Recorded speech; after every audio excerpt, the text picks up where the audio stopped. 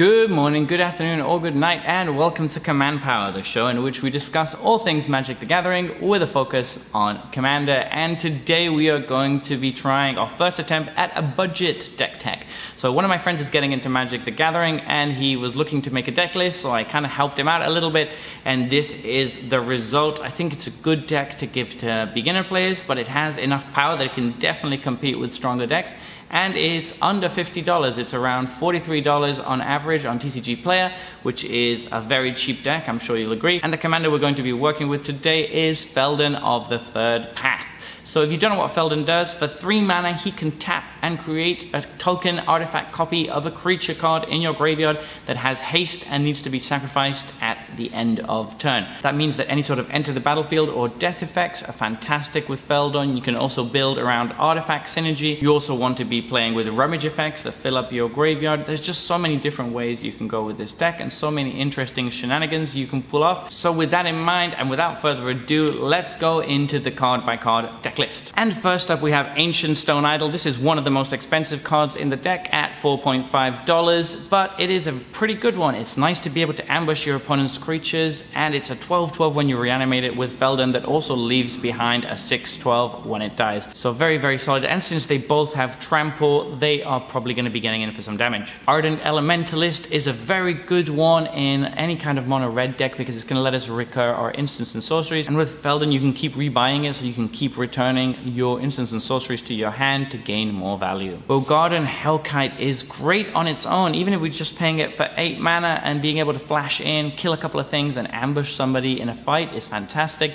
But when you can reanimate it with Feldon, it becomes very, very good because it's going to hit for 5 on attack and deal 5 damage when it enters the battlefield. Clone Shell is a really cute one that I really like with Feldon. Since we have so many expensive cards in the deck, we're probably going to hit one of those which we can exile, and then as soon as it dies, because it dies thanks to Feldon at the end of turn, we're going to get to play that card for free. Combustible Gear Hulk is an all-star. When it comes in, it's going to either mill cards and deal a bunch of damage, or it's going to let us draw 3 cards. Our opponent chooses, but either of those effects are great since we want to be filling up our graveyard. And then once we start recurring it with Feldon, it gets very silly. Dragon Mage is one of the best cards in Feldon decks. It's going to let us fill our graveyard with the expensive cards that we have in our hand, and it's also going to mess with our opponents a little bit who might have a perfect hand sculpted and might lose it. And in the meantime, it's also flying in for 5 damage, so very, very solid.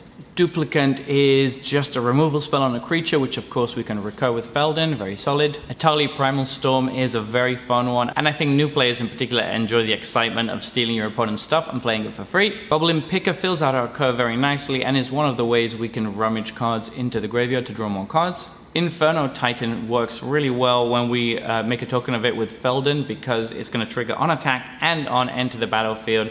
So we're going to get both of those immediately. Ingot Chewer is very, very good because we can just play it for 1 mana to destroy an artifact, and then it goes to the graveyard ready to be recurred by Feldon. So very good against people that are running a lot of artifacts. Iron Mirror is just a 2 mana rock. Basically, it's a way from us to ramp our mana. Jaxis the Troublemaker is a really cool card in this deck. It's going to let us do everything we need to do. It's going to let us fill up the graveyard by discarding expensive cards. It's going to let us make token copies of all of our strong cards that are already in play. And then we're also drawing cards when they die. It just does so many different things for the deck. Meteor Golem lets us have a way to deal with enchantments, which red can have trouble with. Mindclaw Shaman I always really like. It's a card that can steal sorceries or instants from our opponent's hands, which is always fun. Mishra Excavation Prodigy is just another way to rummage, and we can even get a little bit of mana out of it if we discard one of our artifact creatures. Molten Primordial can finish the game pretty quickly when you're getting multiple copies of it back from the graveyard.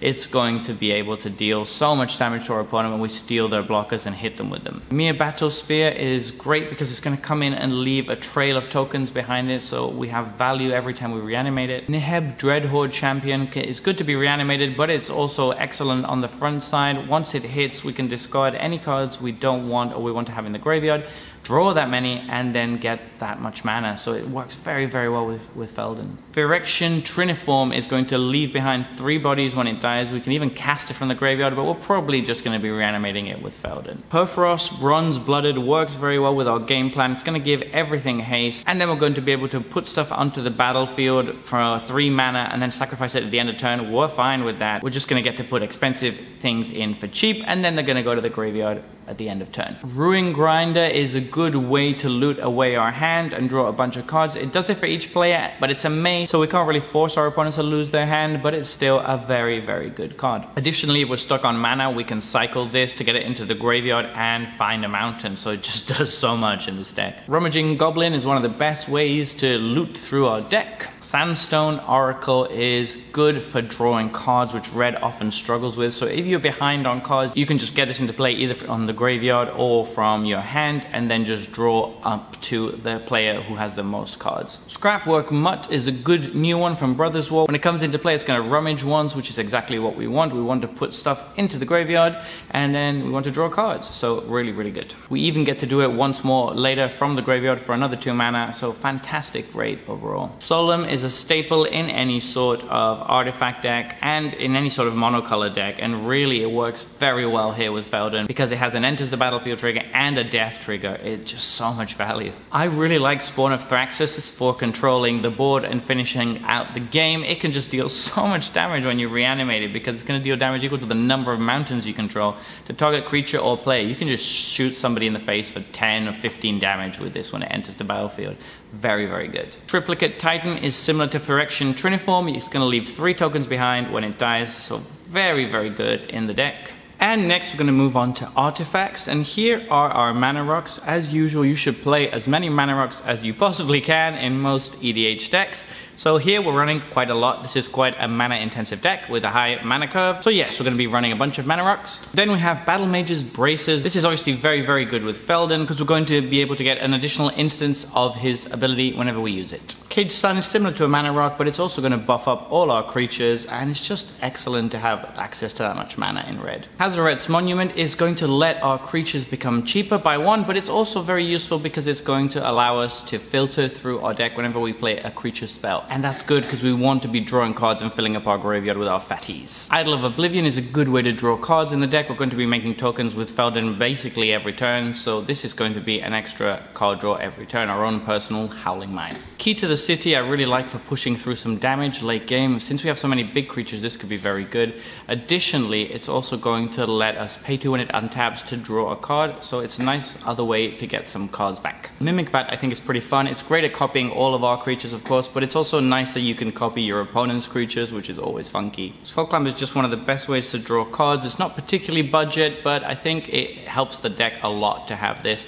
That being said, if you want to keep the deck even more budget friendly, you could substitute this for something else. We do have a lot of ways to draw cards in this deck. And Swiftfoot Boots is there to protect our Feldon and allow him to use his ability immediately. Next up, we're moving on to Instants, and we have Big Score, which is another way to ramp, draw cards, and put cards into our graveyard. Very, very solid. We're running Cathartic Pyre, which is going to give us a nice little bit of flexibility. It can kill a creature, but we can also just use it to discard 2 cards and draw 2. Chaos Warp is going to allow us to deal with all sorts of different permanents, as is Wild Magic Surge, so they're very, very good. Starstorm is a cheap board wipe that we can use at instant speed, and we can also cycle it if we don't need it to draw a card. And finally, Thrill of Possibility is another way for us to discard cards and draw cards at instant speed. And for enchantments, we have Bitter Reunion, which is another effect similar to Thrill of Possibility. It's an enchantment, so it's a bit slower, but it also has the upside of being able to sacrifice later to give our creatures haste. I think this is a very, very good card. Determined Iteration is really sweet by letting us copy whatever we've created with Feldon by getting an additional round of enter the battlefield triggers and or death triggers. Very, very sweet in this deck. Industrial Advancements I really love, and I think it's really great here as well. So we can sacrifice any of those big fatties that we've reanimated, and this is going to check the mana value printed on the card. So even if it's a token, we're still going to look at the top 7 cards of our library and put a creature from there straight onto the battlefield. It doesn't matter how big it is. So this is great in a deck full of fatties. Visions of Phyrexia I really like in this deck because both modes are fantastic. We need the card advantage, of course, so that's great.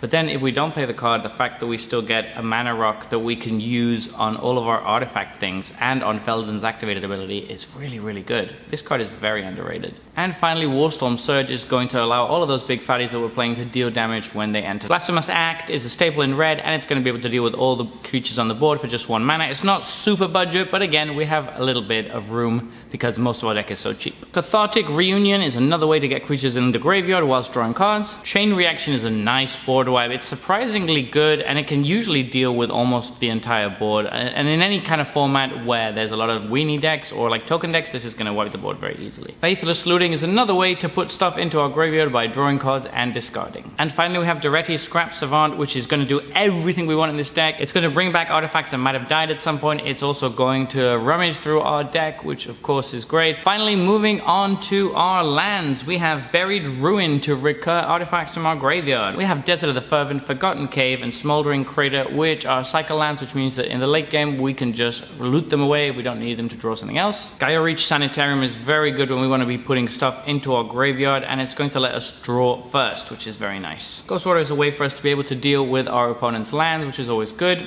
Azul's Cliffs is a great card because on the flip side, it can let us sacrifice one of our big fatties to deal some damage to any target at very little opportunity cost. Rogue's Passage is going to help us close out the game by making one of our things unblockable. And Spine Rock Null is going to be very easy to trigger in this deck. Because we're dealing so much damage with so many big creatures, it should be trivial to be able to cast the creature that we had away under this. So there you have it. That has been our first budget deck tech for Feldon of the Third Path. What do you think about this list? Would you like to put this together and give it a spin? It would be very cheap to do so. Are there any changes you think I should make? Please let me know in the comments section below. I read all your comments and respond to all of them too. And if you enjoyed this video, please consider giving me a like or subscribing. It really helps the channel since we're trying to grow right now.